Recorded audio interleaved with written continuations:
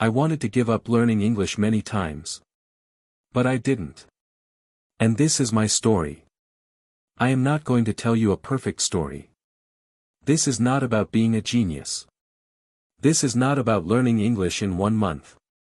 This is the truth, the real truth, about my long, slow, painful, but beautiful journey. I want you to imagine me, sitting in my small room, my notebook open, my pen in my hand. It is midnight. I am tired. My eyes hurt. My brain is full. I want to close the book and forget English forever. I tell myself, maybe I'm just not good at languages. Maybe English is not for me. But something inside me whispers, don't stop.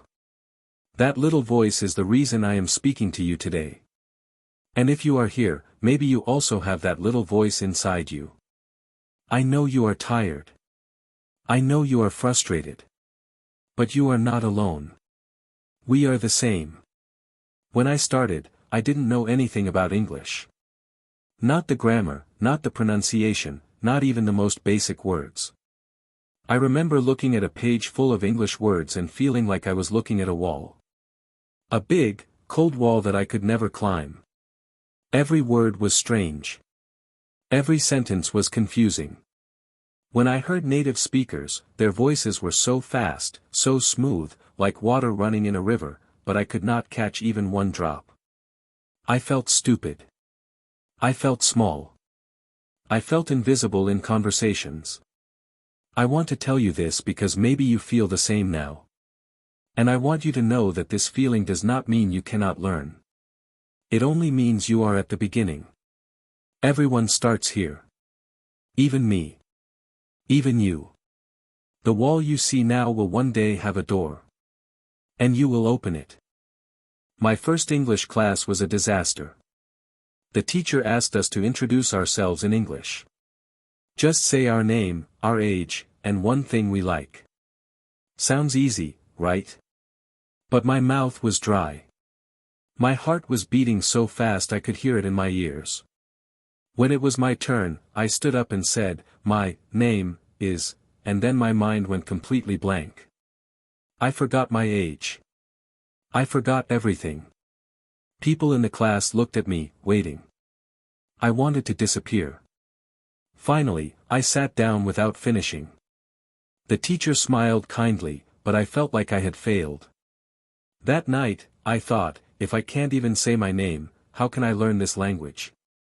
This was my first taste of the fear that stops many people from speaking. And if you feel this fear, remember, it is normal. It will not kill you.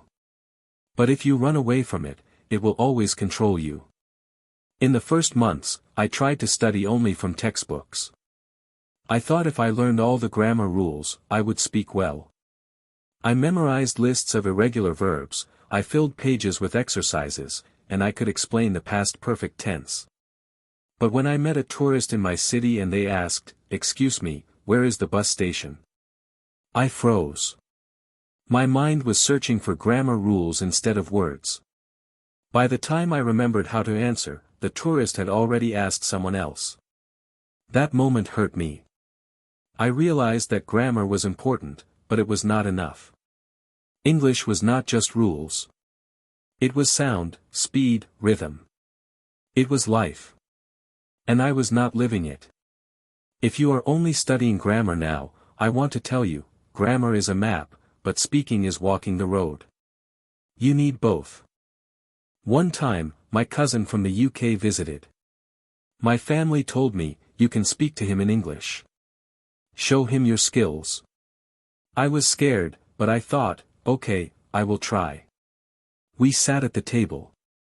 He smiled and said, "How's it going?" I didn't know what that meant. I just stared at him. He repeated it slowly, "How is it going?" Still nothing. I smiled nervously and said, "Yes." Everyone laughed, not in a mean way, but I felt the blood rush to my face. I wanted to hide under the table. For weeks after that, I avoided speaking English at all. I told myself, I will wait until I'm perfect before I speak. But that was a mistake.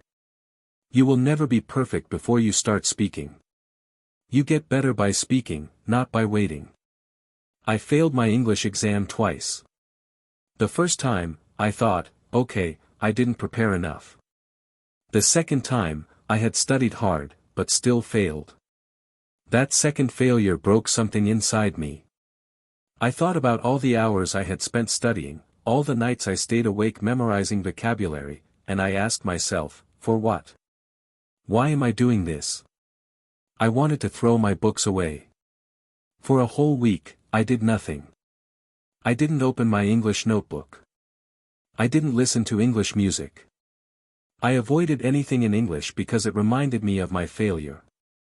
If you have failed, I understand your pain. But I learned something later: failure is not the end. It is just feedback. It tells you what is not working. It does not tell you that you are stupid. It does not tell you to quit. Only you can decide that. The lowest point came one rainy evening. I was walking home from work. I was tired, hungry, and my shoes were wet. My phone buzzed.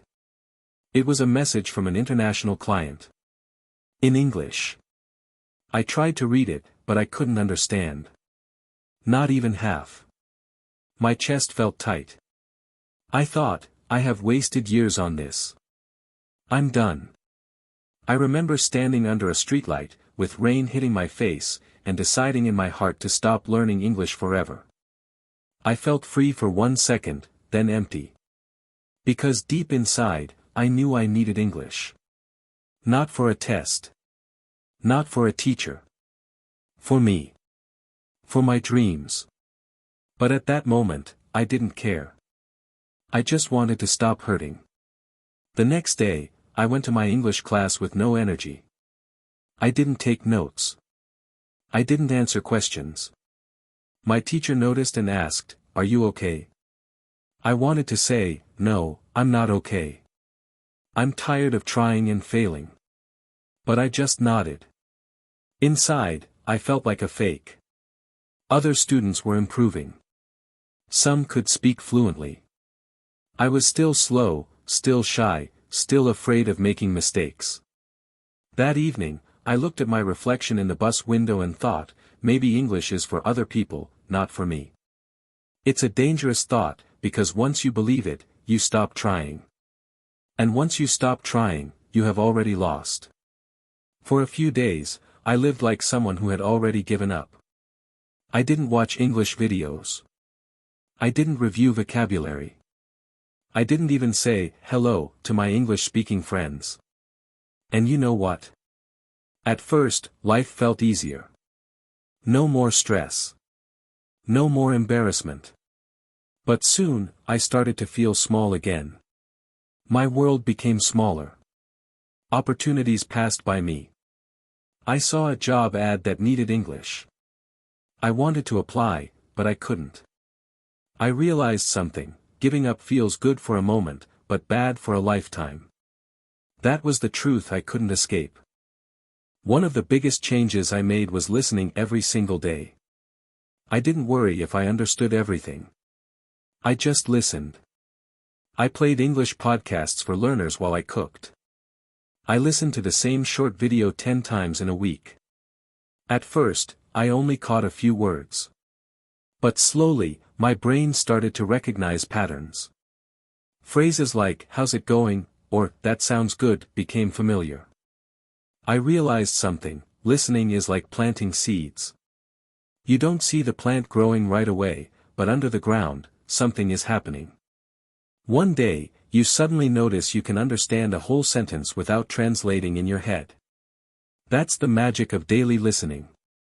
It's not magic because it's easy, it's magic because it works. The next big change was speaking, even when I made mistakes. This was the hardest part for me. I had years of fear in my body. Every time I opened my mouth, my heart beat fast. But I decided, I will speak anyway. I found a language partner online. In our first conversation, I said, "Yesterday I go to the park," instead of "went."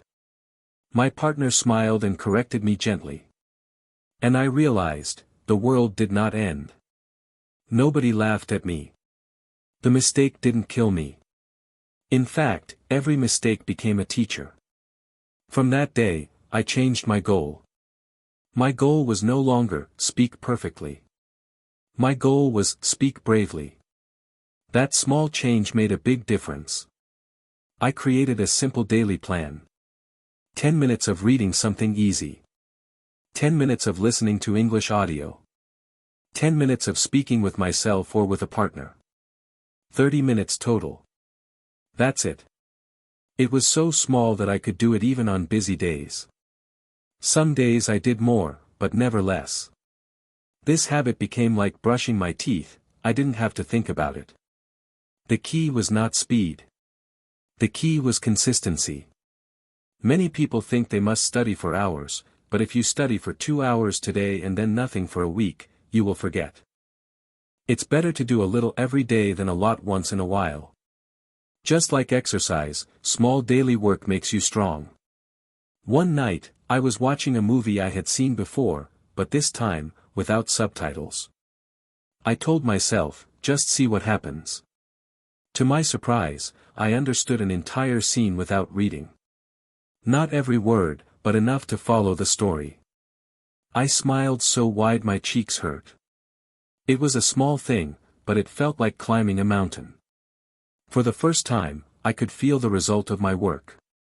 This gave me even more energy to continue. If you are learning English now, I promise you, your first victory will come. And when it comes, it will push you forward like the wind pushes a boat. After that, small victories started to appear more often. I understood a joke in a YouTube video. I gave directions in English to a tourist without freezing. I joined an online group chat and could follow the conversation for 10 minutes before getting lost. These moments were like light in the dark. Each one told me, you are improving. Keep going. I started to see English not as a school subject, but as a friend I wanted to spend time with. The more I enjoyed it, the faster I learned. And the faster I learned, the more I enjoyed it. It became a good circle instead of a bad one. Learning English became part of my life, not just a task. I listened to English while cleaning, cooking, walking to work. I spoke to myself in English when no one was around. Okay, now I will make some coffee. Then I will check my emails. It felt silly at first, but it trained my brain to think in English. Thinking in English is not magic, it's a habit. You do it little by little, and one day you notice it's happening naturally. My world slowly opened again. I could talk to more people. I could understand more videos. And I could see my dream getting closer. One day, I met my cousin from the UK again, the same one I couldn't answer years before. This time, when he said, "How's it going?" I smiled and said, "It's going well. How about you?" It was such a small exchange, but it felt huge. I remembered the shame from before, and I realized how far I had come. My cousin noticed, too. He said, "Your English has improved a lot." That one sentence gave me so much joy. Sometimes we don't see our own progress until someone else points it out. That's why it's important to keep going, even when you feel stuck. Progress is often invisible until it's not. Soon, friends started asking me for tips on learning English. At first, I laughed. Me? Give advice? But then I realized I had learned something valuable, not just English, but how to learn. I told them, start easy. Listen every day. Speak without fear. Don't try to be perfect. When they tried my advice, they started to improve too. Helping others reminded me of my own journey and kept me motivated. It also taught me that teaching something makes you understand it even better. When I look back now, I can't believe how close I came to quitting. If I had stopped on that rainy night, my life would be so much smaller today. I would not have the friends I have now. I would not watch movies in English without subtitles. I would not be making this video for you. Learning English changed more than my language, it changed my confidence, my courage, and my view of the world. I still make mistakes. I still learn new words every week. But now I know the truth, the only way to fail is to stop. And I'm not stopping. The first and most important lesson I learned is this: start easy, then go harder. Many people fail because they start with materials that are too difficult. They watch fast movies with native speakers, they read news articles full of advanced vocabulary, and then they feel stupid because they don't understand. I made that mistake for years. It's like trying to lift 50 kilograms when you have never been to the gym. Of course, you will get hurt. Of course, you will want to quit. Instead, begin with something you can understand, even if it feels too simple. A children's book. A slow podcast for learners. A TV show with subtitles in your language. These are not baby tools, they are training tools. Once you build strength, you can move to harder things. And when you move up step by step, you will see progress instead of pain. That progress will keep you going. Remember, English is not a race. It is a climb. Take one small step at a time, and you will reach the top. The second lesson is about listening. Listening is the secret weapon of language learning. Many learners try to speak before they have heard enough of the language.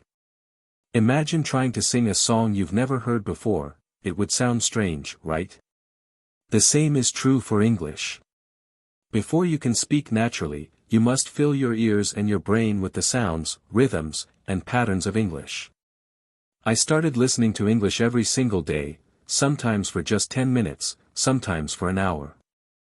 I didn't try to understand every word. I just let the sounds enter my brain. Over time, I started to notice that my speaking improved too, without extra effort. That's because listening gives you the music of the language. It teaches you grammar without you even knowing it. So if you feel stuck, ask yourself, am I listening enough? If not, start today. You will be surprised how much it helps.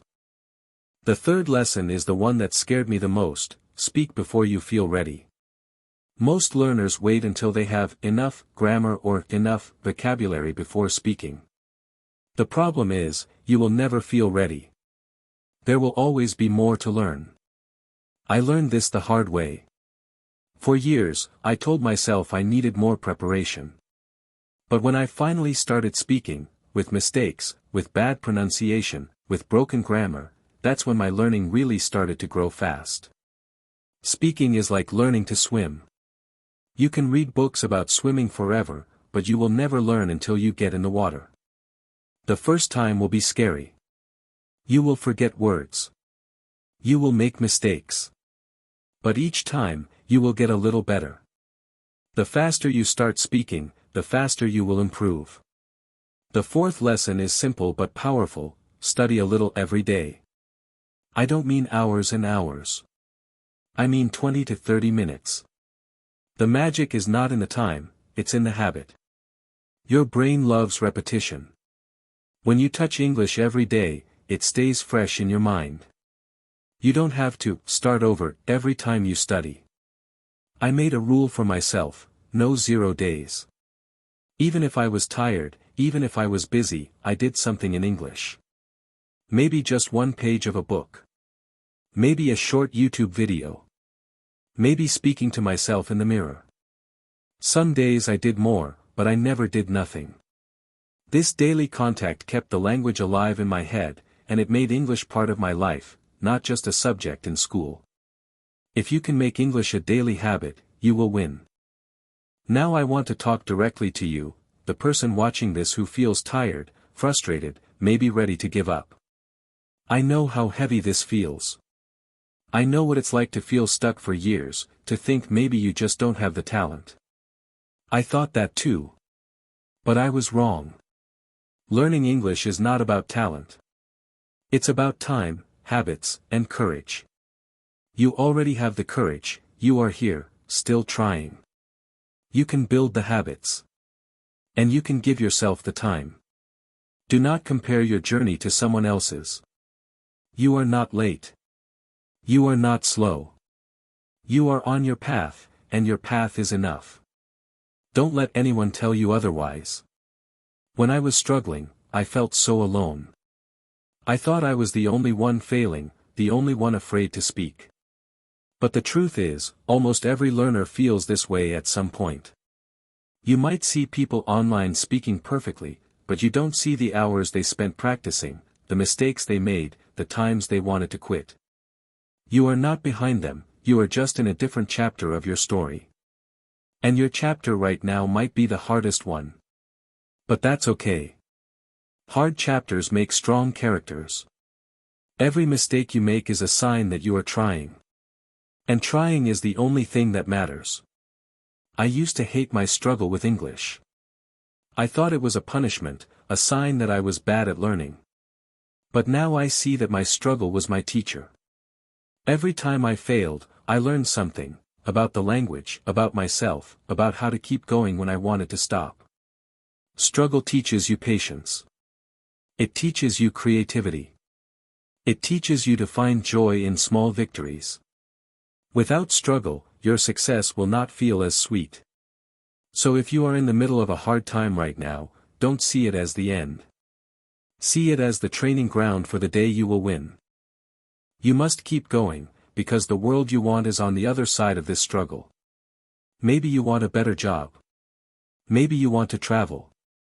Maybe you want to understand your favorite songs and movies. All of that is waiting for you. But you can only reach it if you keep walking forward. Some days you will run. Some days you will crawl. But as long as you move, you are getting closer. One day, without warning, you will realize you are doing something in English that you once thought was impossible. And in that moment, you will be grateful for every step you took. I am telling you this because I don't want you to quit like I almost did. I don't want you to waste years thinking you are not good enough. You are enough. Your brain can learn this language. You can open the door that feels closed right now. But you must keep pushing it, even when it feels heavy. Remember the voice inside you, the one that says, "Don't stop." Listen to that voice. Feed it. Protect it. Because one day, that voice will be the sound of your success. Your struggle can become your strength. Your mistakes can become your teachers. Your slow progress can still take you to your dream. I am living proof of this. I started with nothing, I failed many times, I almost gave up. But I kept going. And now I can speak to you, in English, and tell you, it is possible. So keep going. Do something in English today. Do something tomorrow. Do something every day. And one day, you will tell your story to someone else, and you will inspire them, just like I hope I have inspired you. The door is in front of you. Push it open. Your new life is waiting.